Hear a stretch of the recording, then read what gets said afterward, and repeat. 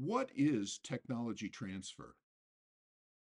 Your tax dollars at work, creating technologies to make the world a better place. But how do they actually get from those government laboratories and universities into the grocery store?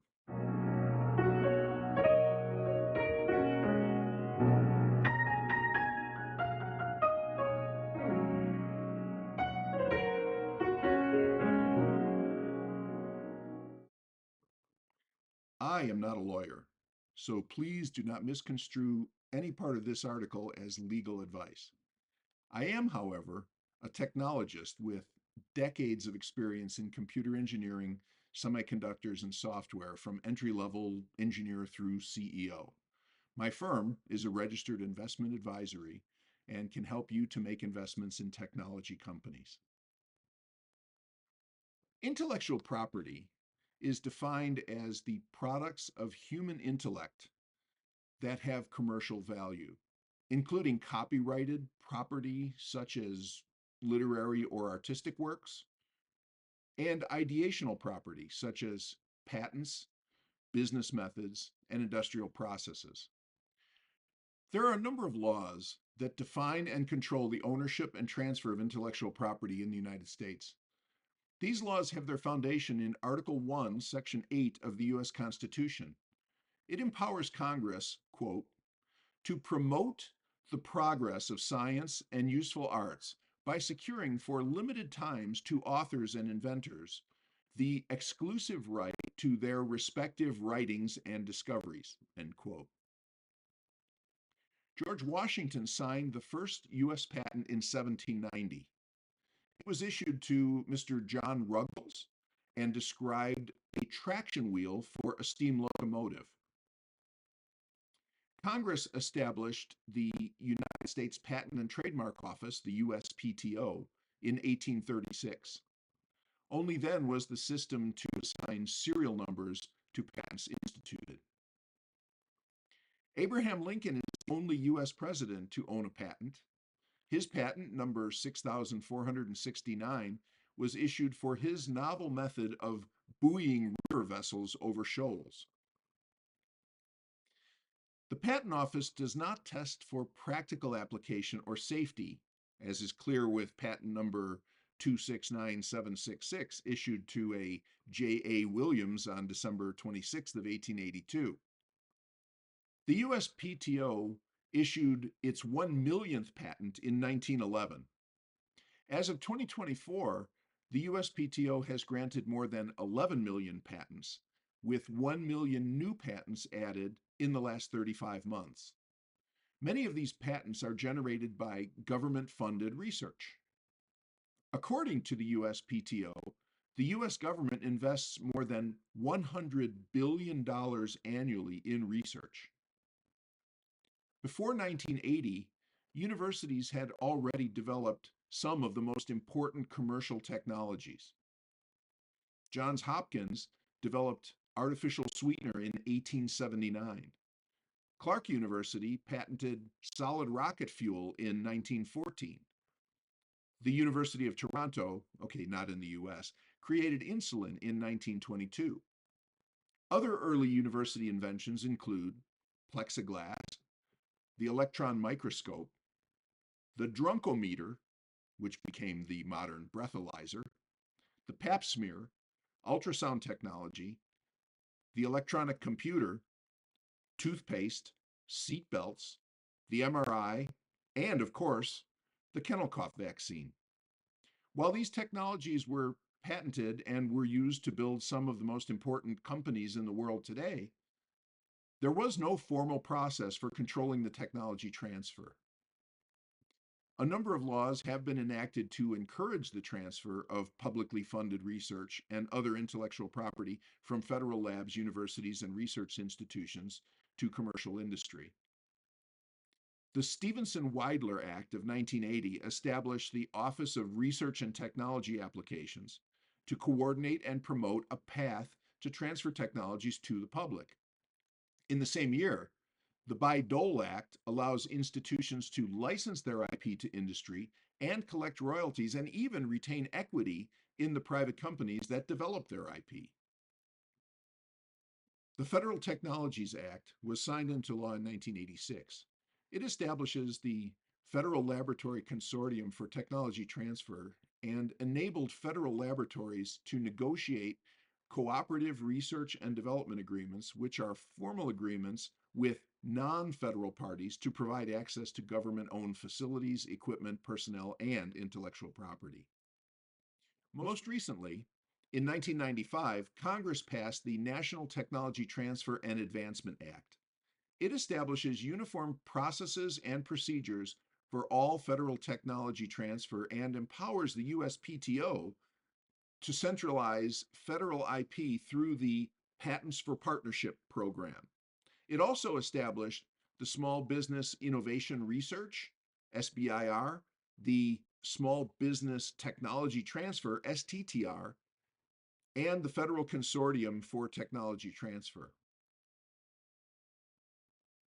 According to the Association of American Universities, the Bayh-Dole Act has led to the launch of over 11,000 new startup companies, created more than 4.2 million new jobs, and has added in excess of $1.3 trillion to U.S. economic growth. Over the last 50 years, thousands of technologies have been licensed and transferred. Stanford University patented recombinant DNA in 1980. Genentech used the technology to synthesize human insulin, which it then licensed to Eli Lilly and Company to manufacture and distribute. During the 1960s and 70s, popular music was revolutionized by the analog Moog synthesizer. In 1983, Yamaha introduced the first digital version, the DX7, based on licensed technology developed at Stanford University by John Chowning. More than 100,000 DX7 units were sold, making it one of the best-selling instruments in music history. Patent 4405892, describing a cryptographic communication system and method, was granted to the Massachusetts Institute of Technology, MIT, in 1983. It involves the product of two very large prime numbers, Carmichael's totient function, the Euclidean algorithm, then take a modular multiplicative inverse to generate an equation in the form of Bezout's identity, and you get an RSA private key. RSA stands for Rivest, Shamir, and Edelman, and is the encryption system used to secure the internet, online financial transactions, and even Bitcoin. Rivest, Shamir, and Edelman formed RSA Security in 1982 and licensed their patent from MIT. RSA built a healthy business providing tools and collecting royalties until it was sold to EMC for $2.1 billion. Dell then acquired EMC and sold RSA to a financial consortium that continues to operate it as an independent private company today. The patent expired in 2000, and the IP is now free to use in the public domain, but the value of this IP remains clear. Patent 6285999B1 was awarded in 2001, and it describes a method for node ranking in a linked database. It was assigned to Stanford University. Specifically, it assigns importance ranks to nodes in a linked database, such as any database of documents containing citations, the World Wide Web, or any other hypermedia database. The rank assigned to a document is calculated from the ranks of documents citing it. In addition, the rank of a document is calculated from a constant representing the probability that a browser through the database will randomly jump to the document. The method is particularly useful in enhancing the performance of search engine results for hypermedia databases such as the World Wide Web, whose documents have a large variation in quality. The inventor, Larry Page, licensed the technology back from Stanford, where he was a PhD student. He and his partner, fellow PhD student Sergey Brin, used it to form Google. You may have heard of it. The licensing transaction involves Stanford retaining equity in the fledgling company and is a superb example of highly valuable university technology transfer. Stanford remains a shareholder in Google's parent company, Alphabet. And sometimes winning a Nobel Prize isn't even good enough. Emmanuelle Charpentier and Jennifer Doudna won the 2020 Nobel Prize in Chemistry for the development of the gene editing clustered, regularly interspaced, short palindromic repeats, more commonly known as CRISPR. It has been called the biggest biotech discovery of the century. Several universities were involved in the development of this amazing technology. Yoshizumi Ishino and his team at Osaka University discovered the repetitive sequence in the DNA of E. coli while studying a different gene. Their function was not understood at the time. Dr. Doudna met Dr. Charpentier at a conference in San Juan, Puerto Rico in 2011. Doudna was a professor and researcher at UC Berkeley, and Charpentier was a researcher at the branch of the Max Planck Institute in Berlin. During a walk the next day, they decided to collaborate, and in 2011, they found a particularly associated enzyme that can be used to edit genes within living organisms. Their invention was patented in the European Union.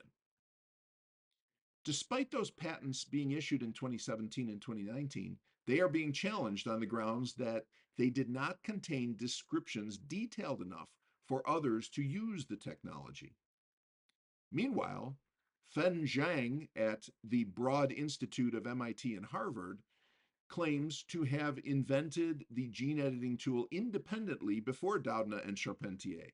In 2014, Zhang was issued and has since defended a US patent for the main use of CRISPR. It's clear that these technologies have significant value, and the courts will decide which institutions benefit from the remarkable IP.